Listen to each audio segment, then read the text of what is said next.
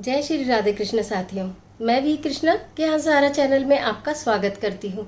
कैसे हैं आप? आपके अच्छे स्वास्थ्य और सुखद जीवन की मंगल कामना करती हूँ।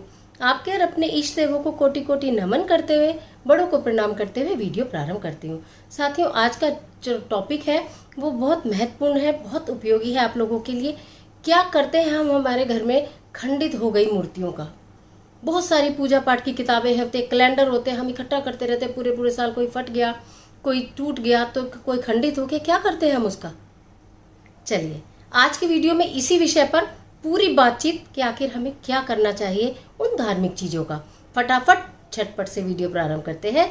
लेकिन उससे पहले यदि आप चैनल पर नए हैं तो चैनल को सब्सक्राइब करना मत भूलिएगा। बेल आइकन का बटन जरूर दबाइएगा, जिससे आने वाली सभी वीडियोस का नोटिफिकेशन आपको मिलता रहे सबसे पहले।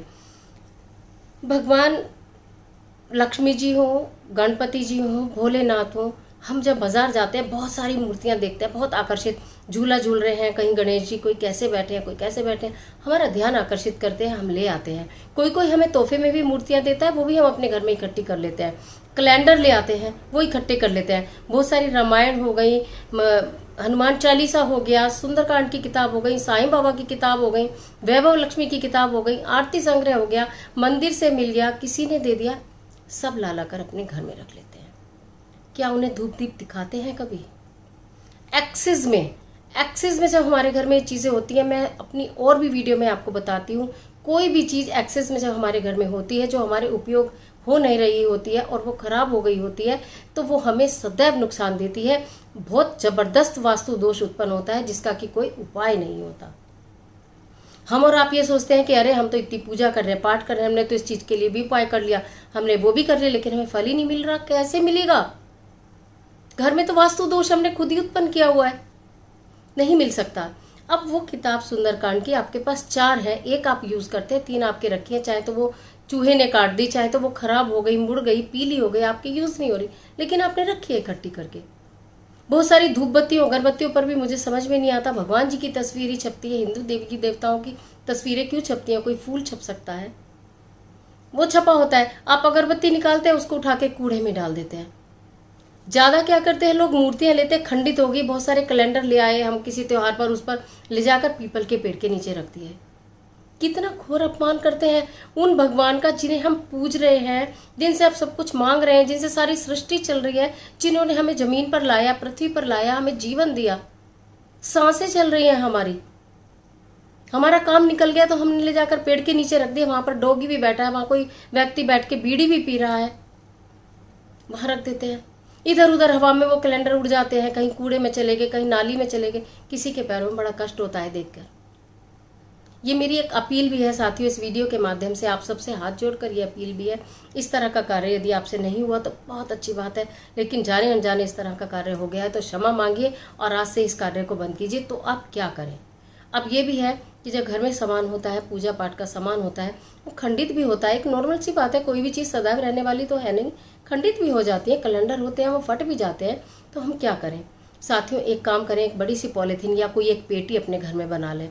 जब भी आपकी पूजा की कोई भी सामग्री से मतलब कोई पुस्तक हो गई, भगवान जी का कोई कैलेंडर हो गया या कोई मूर्ति खंडित हो गई, सबसे पहले उनको इकट्ठा करें, उनके ऊपर अक्षत चढ़ाएं, उनकी आरती करें, उन्हें भोग लगाएं।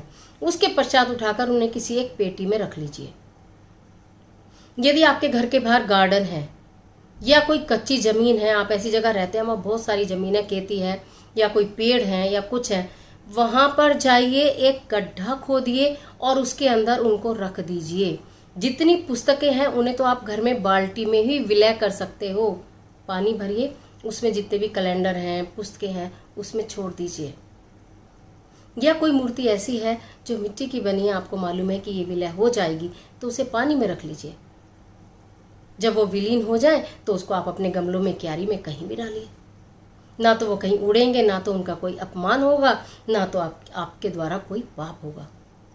और यदि आपको ऐसा लगता है कि ऐसी कोई मूर्ति है जो आप नहीं पानी में विलय होगी, तो मैंने बताया ना, यहाँ मेरे बहुत सारे बच्चे अब्रॉड में रहते हैं, कहीं रहते हैं, वो कहाँ क्या चीज़ ढूंढेंगे? कुछ नहीं। कुछ बच्चे तो मैंने देखा इतने समझदार होते हैं कि अगर कोई इस तरह की चीज़ टूट जाती है, वो पेटी में पैक करते रहते हैं डब्बे में, कि जब वापस अपने देश जाएंगे तो वहाँ पर इसका कुछ कर देंगे। क्योंकि पानी में बहाने का तो टाइम अब नहीं है कि पहले पवित्र नदियों में उनको जल विलय कर दिया जाता था, बहा दिया जाता था। अब तो वो सब प्रतिबंध है। नहीं तो हरि के द्वार जाते थे लोग, हरिद्वार जाते थे, घूम भी आए, नहा भी आए, मूर्तियों को भी वहां पर विसर्जित कराए। तो वो अब टाइम नहीं है, तो कोई बात नहीं, जैसा टाइम हो वैसा करना चाहिए। अपमान हमारी तरफ से ना हो। गड्ढे खोदिए, कहीं भी खाली जगह, कच्ची जगह है वहां थोड़ा सा गड्ढा खोदिए, थोड़े से अक्षत डालिए, भगवान जी को वहां रख दीजिए और ऊपर से मिट्टी डाल के ढक दीजिए। प्रणाम कीजिए कि हमें क्षमा करें।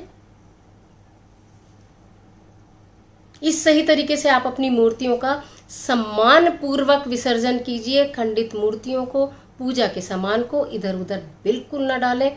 आज ही ये प्रण ले लें, शपथ ले लें कि अपने घर का कोई भी, इवन एक अगरबत्ती और धूप बत्ती का डब्बा भी अगर उस पर शंकर भगवान बने हुए हैं, कोई देवी देवता बने हुए हैं, पहले तो कोशिश करिए कि आप इस तरह की चीजें खरीदिए ही मत। और अगर खरीद ली हैं, ले आए हैं, आपको किसी की सुगंध पसंद है, तो फिर उनके रैपर को एक पॉलिथीन टांग लीजिए घर में कहीं, और वो उसमें आप डालते जाइए और उस तरीके से आप उसको करिए। कभी भी किसी को उपहार में मूर्ति मत दीजिए। क्या होता है कि हमें बहुत सुंदर मूर्ति लगी, इतनी लंबी राधा कृष्ण की मूर्ति है, और जी शंकर भगवान की मूर्ति हमें तो बहुत सुंदर लग रही है, हम तो गणपति जी, हम तो देंगे दूसरे को, दे दो। अगर उस बंदे की श्रद्धा नहीं है भगवान में, उसके यहाँ स्थान नहीं है इतनी बड़ी मूर्ति रखने का, तब आपने तो दे दी और ना उसकी पूजा हो रही है, ना अर्चना हो रही है, ना उसकी देखभाल हो रही है, तब क्या होगा? वो पाप आपको लगेगा। उसको तो 5% लगेगा बस, जिसको आपने दिया है, लेकिन ज्यादा तो आपको लगेगा।